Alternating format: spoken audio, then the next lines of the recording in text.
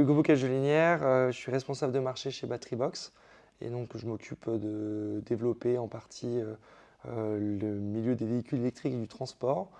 Et Alban Bonnard, même poste qu'Hugo, donc responsable de marché. On travaille au sein d'un éco-organisme. Notre objectif aujourd'hui, c'est de collecter et de recycler toutes les batteries en France.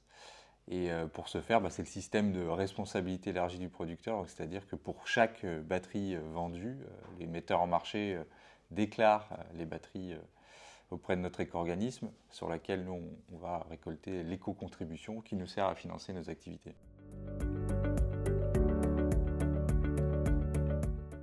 On est tous les jours questionné sur le sujet des batteries. On gagne en expertise avec notre travail au quotidien, mais on est quand même loin de tout connaître.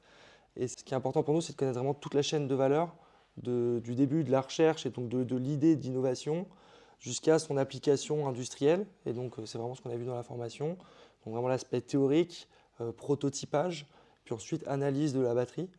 Et donc, dans notre quotidien, forcément, on arrive à récupérer des réponses sur des petites questions assez techniques qu'on va pouvoir nous poser. Donc, j'ajouterais que l'intérêt de la formation aussi, c'est d'avoir une vision très scientifique, avec une vision un peu ingénieure aussi, qu'on n'a pas forcément nous chez Batterybox. Et avoir cette vision scientifique très, très concrète, ça nous permet de comprendre aussi des enjeux derrière directement économiques, de marché, de souveraineté aussi en Europe versus l'Asie, notamment sur les batteries.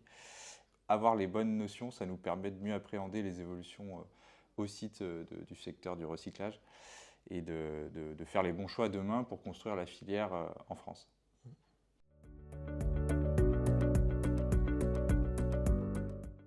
très concrètement, on comprend l'importance de notre métier qui va être en constante évolution sur les 5, 10, 15 prochaines années avec des nouvelles technologies et des enjeux qui sont totalement différents, notamment de souveraineté. Si on veut sortir des choses très concrètes, comment on fabrique une batterie, on se rend compte qu'il y a des défis qui sont assez énormes. Et Ouais, qu'on on a explique beaucoup bien, d'idées reçues aussi. Exactement. Mais aussi quels sont les enjeux autour du recyclage. Là, on a une vision scientifique un peu plus abrupte, mais qui nous permet de voir aussi la vérité en face sur certains aspects, qualité de matière, enjeux géopolitiques. Donc, je pense que c'est vraiment les trois aspects, quoi. Fonctionnement, fabrication et puis recyclage. Et la sécurité, on n'oublie pas, même si là-dessus on était assez renseigné. Et seconde vie aussi, qui est un sujet important pour nous. On doit être en capacité de restituer des informations sur toute la chaîne de valeur et ça nous apporte beaucoup aujourd'hui.